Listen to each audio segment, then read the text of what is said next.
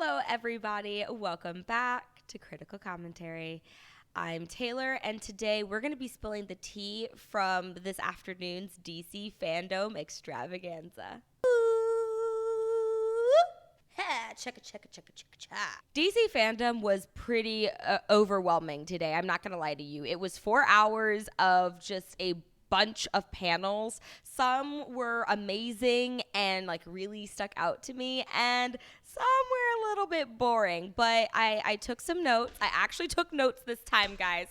Thank you. And I'm going to just kind of break down some of my favorite aspects of the day or afternoon. And I'll start off with my honorable mention sections, and then I'll go into the bigger stuff.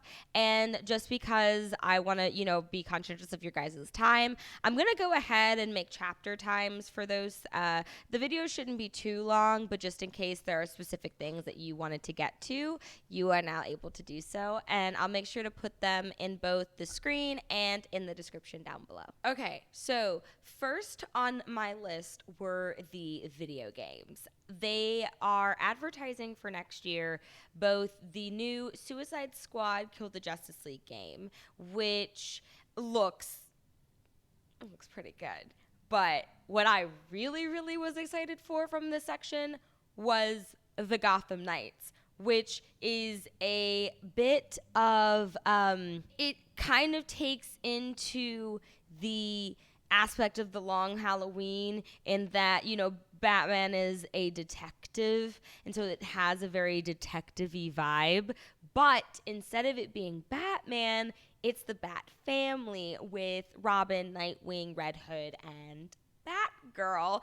So I really want to play as Barbara Gordon. As you can tell, I am very much paying homage to my girl Barbara. So it looks so good. Matt, give me your PS4, please. The next section of panels that I really was interested in that are on my honorable mention list are some of the shows that they were advertising, and not for the reasons that you would think they'd be on my list. So we do know that Batwoman is renewed for season 3. I keep forgetting that there's a whole season with Ruby Rose. So season 3. But Titans is also being renewed for season 4. Someone explain to me who made that executive call. Are they going to get new writers? Are they going to get new costume designers? What's happening here? Because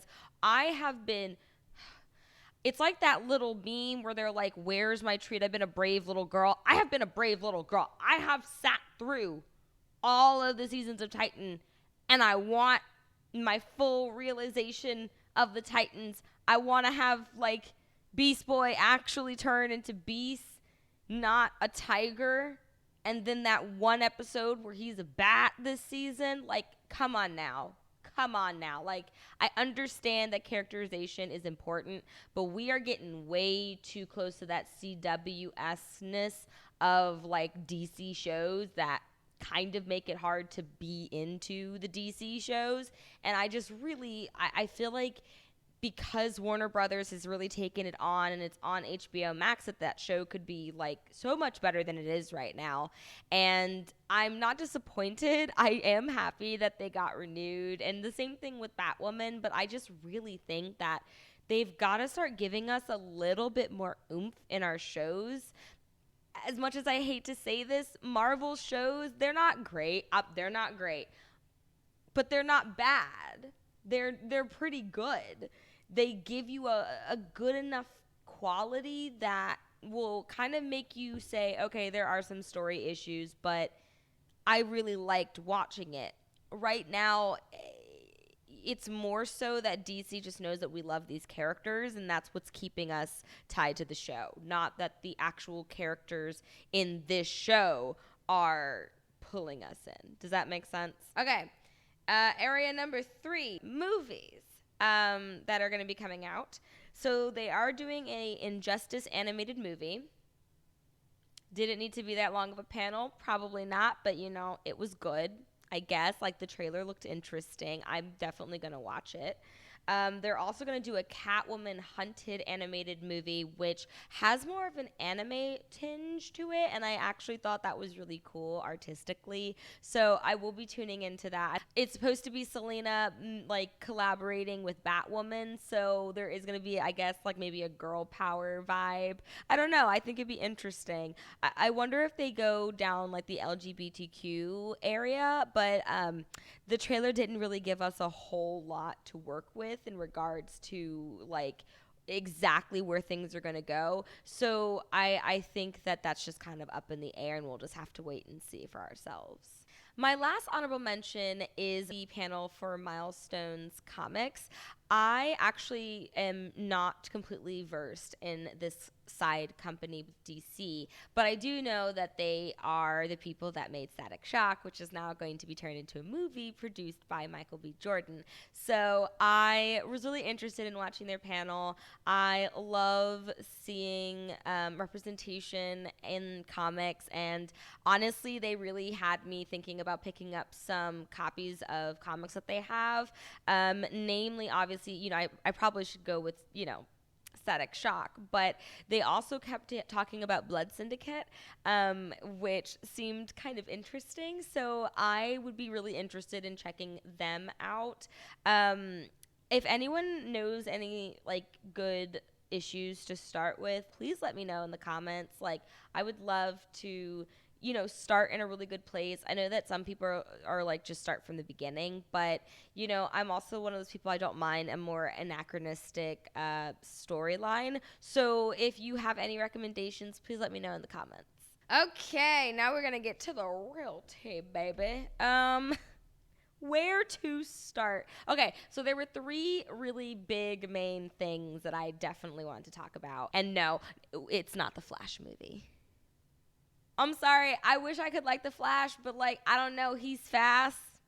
It's hard for me to get in. Like him and Green Lantern, like those are just not. I'm just not into those characters as much. So yeah, no, I won't be talking about the Flash, but it's got Ezra Miller in it. That's like all I can remember from watching the trailer. So we actually got a really cool teaser of the new Black Adam movie. It looks so gritty and so brutal and just so different from Shazam, which is really interesting because Black Adam is part of the Shazam universe. So I was kind of a little bit on the fence. I wasn't really sure if I wanted to watch the movie when I saw their presentation at DC Fandome last year, but I gotta tell you, this teaser trailer really sold me. It looks so good. It was only 20 seconds of this movie. They're still, I think, in the process of doing a lot of the editing and stuff, but I gotta say, total thumbs up. Definitely gonna go see it, and it looked really amazing. James Wan returns with the new Aquaman 2, The Lost Kingdom. And I gotta tell you, even though we didn't get a teaser trailer, we just got some behind the scenes footage. It looks so good. It looks so amazing. So I know one of the things that was supposed to be like a big part of this second film is that it's going to tie a little bit in to Jason Momoa's like real activism, because this movie is going to be heavily focused on environmental aspects. I'm not sure if it's going to be like a whole movie on reduce, reuse, recycle or anything like that, but I do think because like the water and how, like fishing and tailing has become like a really big problem in regards to water. I feel like that's going to be maybe a theme or an element of the theme, and I'm really interested to see how that goes. It looks like everyone from the first movie that was a big part of the movie returns. So we're still going to have Yahya Abdul-Mateen. We're going to have Patrick Wilson, obviously Jason Momoa, and Amber Heard. But, honestly, regardless of all of that drama with Amber Heard and Johnny Depp, I think that this movie might be really great. I'm curious to see how it looks. I would love to get a trailer soon. I don't think we'll be getting one for a while now, just because that's like a later movie. But I am really excited. I thought it looked really cool, and yeah. So everybody, I think, who like was not new to DC Fandome knew that the Batman was going to be the last panel, because it's like the most anticipated piece of content that DC's making right now. I mean, who doesn't love Batman, and especially Robert Pattinson? I was on my last leg at this point. I was like waiting. It got leaked, the trailer, like about an hour or so before it actually just got sent to or before it was played. So it kind of raised a lot of chaos on Twitter, because we were all like, yo, send me the trailer. No one was sending me the trailer, and I was getting super upset. But honestly, good things come to those who wait, because I waited for that last panel, and the Batman did not disappoint. If you haven't already seen the first trailer for the Batman, it's pretty much, well, what we know so far is that this is year 2 of Bruce taking on the role as Batman. So he's still in the process of kind of like learning himself, but it's not an origin story. We're not going back to like the Christopher Nolan films where it starts all over. We're not doing that this time around. Just from what I've seen so far, I think I'm going to enjoy the Batman a little bit more than I enjoyed like the Dark Knight series, mostly because the best part of Batman is that he's investigative. You know, he's kind of like the Sherlock Holmes of the Justice League, you know, the main trio of, you know, Superman, Wonder Woman, and then Batman. He's very much the one who is the detective. You know, that's why he works with the cops. And I feel like the Christopher Nolan one didn't really have that aspect of Bruce. You know, we see him as the playboy, and then we see him as Batman, but we don't really see the more intellectual side of Bruce. And I feel like Matt Reeves is bringing that aspect out. And I think it's even heavily honed in with the fact that, you know, we're going to have Robert Pattinson as Bruce, the Batman. This new trailer was actually super great, not because it like showed us, I mean, it did show us new information or new parts of the movie, but I noticed that it highlighted 2 specific people. It highlighted the Penguin, played by Colin Farrell, who looks amazing. You literally cannot tell it's him. It's so creepy. And then Zoe Kravitz's Selena Kyle, or Catwoman. So I'm actually really interested to see where this movie goes. I just love Zoe Kravitz's vibe. I think she's going to play an amazing Catwoman. To be honest with you, I know that a lot of people kind of like lean towards the Michelle Pfeiffer version. But I kind of grew up with the Halle Berry one, even though that movie is super cringy upon rewatch. I feel like, to be honest, Zoe Kravitz is probably going to play somewhere in between the two, or she's going to be her own thing. And I'm honestly down with that as well. I'm excited to see her. I think it's going to be a great movie. I guess if I have to talk about it overall, I know that I've kind of gotten into the specific things that I really liked about the panels today. I guess I would say, you know, I think overall, it was all right. I really pulled a lot from just specific aspects that really stuck out to me. There were some other comic stuff that they were advertising. They did talk about Sandman on there, which I was really happy about, because I am in the process right now of listening to Sandman. So I enjoyed that, but honestly, this was a really, really long day. They were not joking about that 4 hours. You could feel those 4 hours in that last stretch. And I think a lot of the reasons why it felt so drawn out was because we really didn't get a whole lot. Like, we know that we're going to have a Wonder Woman 3, but we didn't really get anything.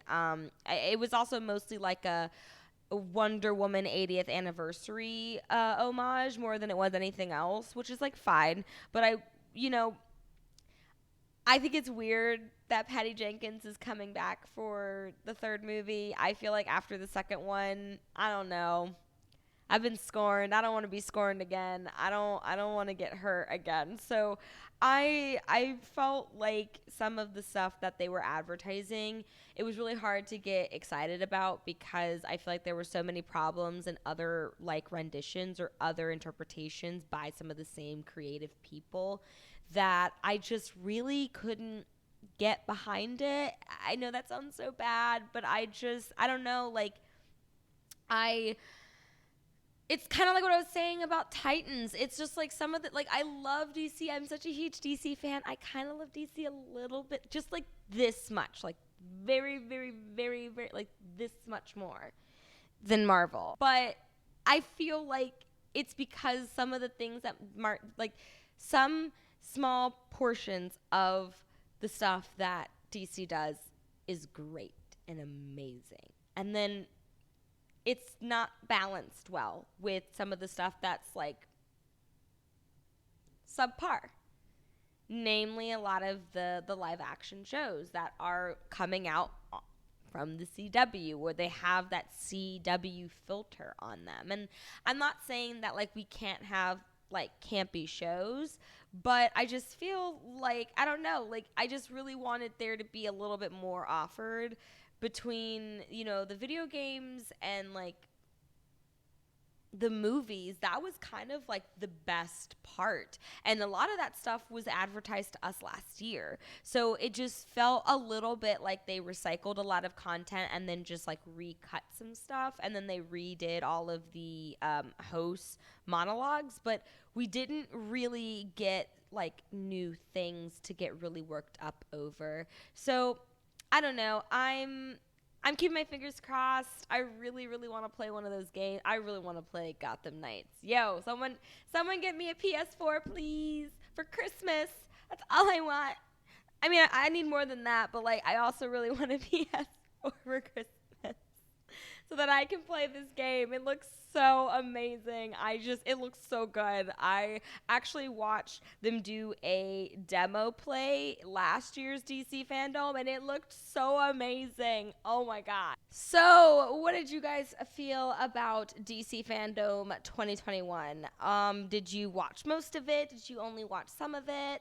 Let me know what you thought overall. To be honest, you know, you can talk about some of the stuff that, you know, I brought up, anything that I missed that you thought was really important.